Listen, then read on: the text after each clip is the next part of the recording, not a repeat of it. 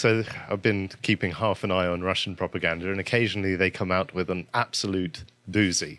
And today is no exception. They've somewhat jumped the shark, and they claim that Britain is on the brink of cannibalism, and their source is Jeremy Clarkson.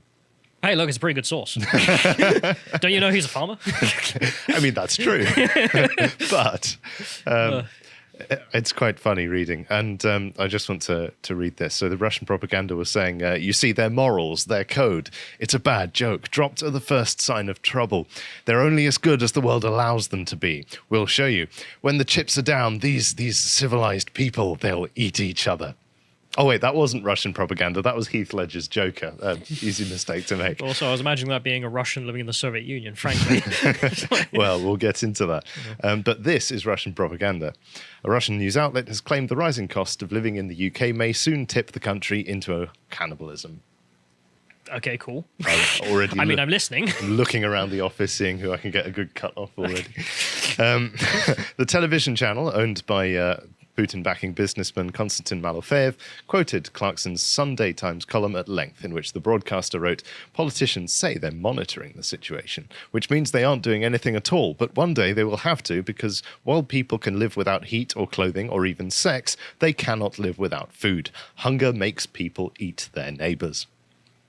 Okay. I think that's a good point he makes. To be fair point by Clarkson. The Tsargrad TV article, headed Cold Hunger Cannibalism, London Fell into Its Own Ukrainian Pit, claimed to be presenting only the facts. Things are not going well in the UK, the report stated. While politicians are playing into the Ukrainian crisis, their own population is preparing for starvation.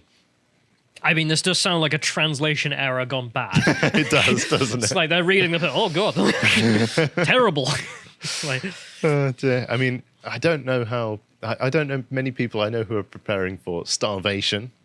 How would you prepare for starvation? Do you just eat a huge amount of food and try and build up the bottom? Size you up. That's how we... Do you start weighing people to work out who gets carved up first? Is that how it goes? I mean, from actually reading about the cannibalism and the Great Famine, it's usually people just eat corpses. The actual people eating isn't really a thing. Mm-hmm. Like, it's incredibly rare, because if I have to bash you in and kill you to eat you, I'd like to see you try. It's a risk that people don't take, because, like, what's the point? Right. Just wait for him to starve to death, and then you can eat his corpse. So that is how that generally happens. Sorry to bring down the mood again. Yeah, interesting. I didn't realise I had an expert on these things. Read a lot about cannibalism. Read a lot about socialism, so there you are. I suppose it is naturally cannibalistic in nature. Europe is seeing an explosion in prices, they continue, and politicians are talking about the threat of mass starvation. In some cities of Britain... Jeremy Clarkson's a politician now. This isn't Jeremy Clarkson, this is Russian TV. Oh, yeah, but they say politicians in Britain are saying this while they close Jeremy. Yeah. Should run. In some cities of Britain, a state of emergency is introduced due to food shortages. Wait, what? Like, name one city which has a state of emergency. Ukrainian cities? No. Is that part of the West? No. British city. I mean, I think there's a state of emergency in Swindon. That's just because it's so rubbish. I'm trying not to swear on the podcast. Just a big grey. But I love the idea of the intro. There's a good architecture state of emergency in this town. Okay, like look at photos of Swindon, you'll see what I mean. But I do like the idea of a new Top Gear intro. It's like, tonight, James eats Hammond. I kill them both. Ukraine dies. It sounds like I wonder if Russian state TV would pay for the rights to that series. Oh dear. I would. In fact, Russia's invasion of Ukraine has triggered a global food crisis, they continue, which is affecting developing countries that can least cope more than wealthier Western nations. It's true. The war has caused growing food shortages and soaring prices due to sanctions and the disruption of supply chains. Both Ukraine and Russia are major exporters of grain, as I've been saying for months and months, and the UK and EU have accused Russia of using food as a weapon. Foreign Secretary Liz Truss has accused Putin of seeking to hold the world to ransom through Russia's blockade of Ukrainian grain exports. Around 22 million tons of grain are reportedly stuck in Ukraine. I have heard stories that the Russians have essentially announced that they will take various ships through, but only under certain conditions and so on and so forth. So on the Russian side, they're at least saying, oh, there's no blockade. We're not trying to starve the world. We're the good guys. But the fact is that whatever the truth of it is on the ground, those those grain silos are staying there and there are no ships leaving this active war zone. Thank you very much. I mean, I'm surprised, to be honest, that people don't just organize trains. I mean, like, from seeing Miles' adventures as he toddles around Ukraine, for example, it seems that the transport still does work, of course, for people. And I'm assuming most of them are out now, the ones who want to evacuate, in which case, why not just reorganize train shipments? Well, there's a few problems there. One of them is that the Ukrainian rail infrastructure has been quite heavily degraded by like 100 days of missile strikes and airstrikes and so on. Another is that they're using that to move around supplies which are more vital to the war effort rather than food for trade, because of, which is understandable again. And then finally, I just want to point out that international shipping is far more efficient than rail. Like, have you seen the size of these container ships? The amount of stuff you can fit on them. I don't think people, because we live on land so much, I don't think people really grok how enormous these ships, things really. are. There is no substitute for them. Even with our trains and planes and cars and buses and trucks and that, shipping is the king of international logistics. So there is one person who is ahead of the curve. Let's play this next clip. I'll admit it. I will eat my neighbors. I'm not letting my kids die. I'm just going to be honest. My superpower is being honest. I've extrapolated this out, and I won't have to for a few years since I got food and stuff. But I'm literally looking at my neighbors now and going, I'm ready to hang them up and gut them and skin them and chop them up. And you know what? I'm ready. My daughters aren't starving to death. I'll eat my neighbors. See, my superpower is being honest. I'll eat your ass. I will. I'm combat model, optimum self-sufficiency, probably the leader. The point is have you thought about that yet? Because I'm somebody that thought I could fix this, and I'm starting to think about having to eat my neighbors. You think I like sizing up my neighbor, how I'm going to haul him up by a chain and chop his ass up? I'll do it. My children aren't going hungry. I will eat your ass. And that's why I want the globalists to know. I will eat your ass first. I mean, I'm just imagining the crew in Alex Jones' studio cracking up as he says this. But have you seen the remixed version of that? Where someone turned it into a song in which you just like, I'll eat your ass, I'll do it. It's great. Go look that up. Oh dear, it's mad. It's a clip from a couple of years ago, and I think Mr. Jones has had maybe too much internet for one lifetime. But based on this clip, Zagrad TV could long ago have claimed that America was on the brink of starvation, which is also false. America actually has a lot of food reserves and a lot of food production capacity. So at the moment, touch wood, we should be all right in America. Although, again, it also shows who cares about his kids. Well, Mr. Alex Jones' kids are cared for by Mr. Alex Jones. That's true. By hanging up his neighbors and eating their ass. So, I mean, my neighbors are lovely, so I haven't had those thoughts. Okay. But in previous house shares and so on, Anyway, I can already see you in the comments, by the way. I can hear it rattling from here. Alex Jones was right. Alex Jones was right. But before you start sizing up your neighbors for freezer space, let's just chill out for a second. So times are going to be tough, and I think the best way to get through that is not wild theatrical catastrophizing, but stoical preparation. I think. Prepping. Yeah. But on that note, I'd like to introduce some work we've done before about Mao's Great Famine. Oh, God, yeah. This is a book club you did, was it not? Yay. The baby eating book, frankly. To be honest, I've taken it to myself and just started calling communists baby eaters because of this. So go give this a watch if you haven't. Because to be honest, it is probably one of the most eye-opening books I've ever read. And I really did enjoy doing the book club and learning from it. And so I would highly recommend people go and check it out, because you do start to realize that all the socialists are really just baby eaters. But if you've had enough black pills for one day and you still want to watch our premium content, we also have this one, which is a more abstract form of cannibalism. And you might enjoy watching the Anglosphere eat each other with our podcast, Contemplations on American Cultural Influence on Britain. Less baby eating. Yes, significantly less baby eating. That's probably the best thing about America, actually, is the low rate of baby eating. Boy, I miss Trump. Oh dear. Anyway, let's carry on. Let's look a bit more at Farmer Clarkson's critique of the West and put a bit more context to this article. It's great. It suits him, doesn't it? Yeah. It suits him. The Ukraine business is causing me to have a few chin-scratching moments of despair.